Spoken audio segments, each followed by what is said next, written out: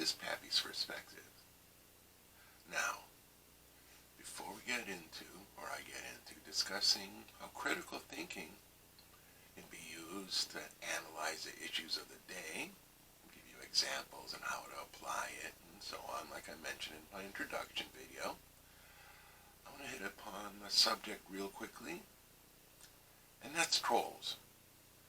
Now, the reason I want to mention them first is because once one is done thinking critically of an issue, one would like to discuss it and address issues they have thought of and engage in a conversation, because that's how we find solutions.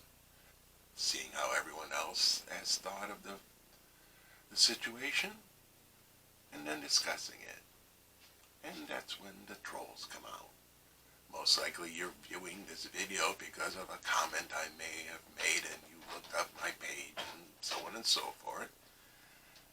And that's where we run into the trolls. Now I'm going to tell you who they are and why we must not feed the trolls.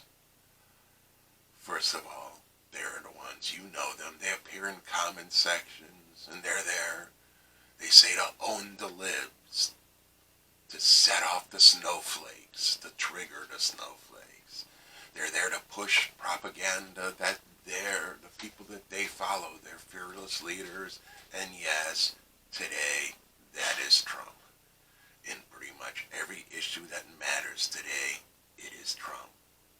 They're there to agitate most of all. They're there to disrupt. They're there to disrupt the discussion. Why else would they be on a site? Whatever site you found me on, I guarantee you it's not the site that they would normally visit. So, who are they? They're people who right now are watching their beliefs get shattered because of facts. What the arguments that their party, Trump, has made is being contradicted constantly by facts. What happens then is they're so wrapped up, so centered on those beliefs that the facts are questioning their identity, are forcing them to think like they feel that they are under attack personally. They're so wrapped up in their prejudices and preconceived notions that have been nurtured, fostered, and grown by Trump and the people that have led the Trump GOP. But anytime any discussion happens that highlights that, they have to get in on. They see it as a form of defending themselves, their character, their whole identity.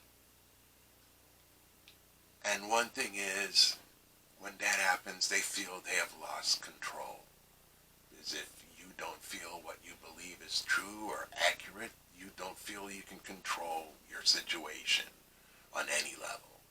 So therefore, to gain a sense of control, irrelevant and false though it is, they go on these sites and they disrupt and they try to exert pressure on the discussion or to distract or disrupt, because that's all they have left now. That's the only way they can gain a sense of control, is to own a lib, to trigger a snowflake. And we have to ignore them. And I don't mean just do a yeah whatever comment. Totally, absolutely, completely, without question, ignore. Now this applies mostly, obviously, to comment sections.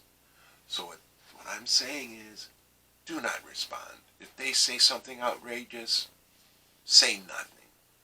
Don't. If there's a thumbs down, don't even give them a thumbs down. If they say something ignorant and rude, there's a report, do a report. But do not respond. Do not point out the fallacy of their argument. Do not name call back. Don't even do a sure, okay, boomer kind of comment. Whatever, or sure, go. Don't make any snide, condescending, even 3-4 word comment. Say nothing. That's what they want. They don't care what you're saying. They want you saying anything. Because if you're responding to them, you're not carrying on the discussion. That's their goal. Now, if you have problems doing that, if you're tempted, and I know I have myself, I'm getting better. It's a work in progress. But what's helped me is whenever you see one of them comments, I think back to those take your daughter to work episodes of Trump and Ivanka. You know the scenes.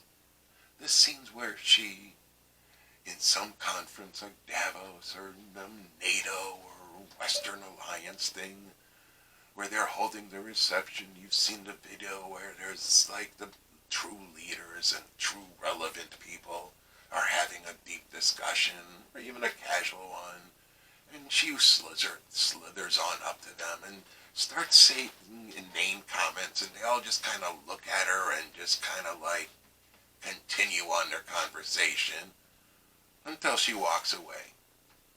Then they make fun of her. So we'll make fun of the trolls after they walk away. But if you're having trouble and you're about to type, count to 10 and think about Ivanka. Well, about her in any way you want, but mostly in the way that, like, you're just ignore her. If the world leader can ignore Ivanka, you certainly can. You can certainly can ignore an internet troll. That's their power, or that's what they perceive to be their power. We take it away, and that's important. It's not revenge. It's not playing the same game they are. They represent such a small portion of the population. Again, first time I guess, technically. 60% of the people voted that could vote in the last election. Trump got mid-40s at best. Most of that percentage of that vote, was not for him, but against Hillary. The people that really sought after him composed maybe, at best, half the vote. Only half of a half. So we're talking, like they say, 30% support. Thinking maybe 20 to 30 max percent of people support him. That's 70% don't. And that's 30% of the population that really has nothing to add beside hate, misinformation, and a misguided sense of superiority. Where our sense of superiority is totally guided, I guess. Or it's fact-based at least. So, if we're to have serious discussions, if we are really going to gather together in whatever forum, political or social media, if we are to get ideas, I've seen stuff that I haven't thought of this issue that way. That's why I go to the comment section. But if we're to have a serious discussion, we gotta get rid of the trolls. The only way you get rid of trolls, you don't feed them. You don't cater to them. Just ignore them. It's hard. It takes some effort. But tell you what, it's going to be entertaining in the long run. Because whenever spoiled brats or attention seekers don't get attention, they're going to try harder, and they're going to be more ridiculous and more ridiculous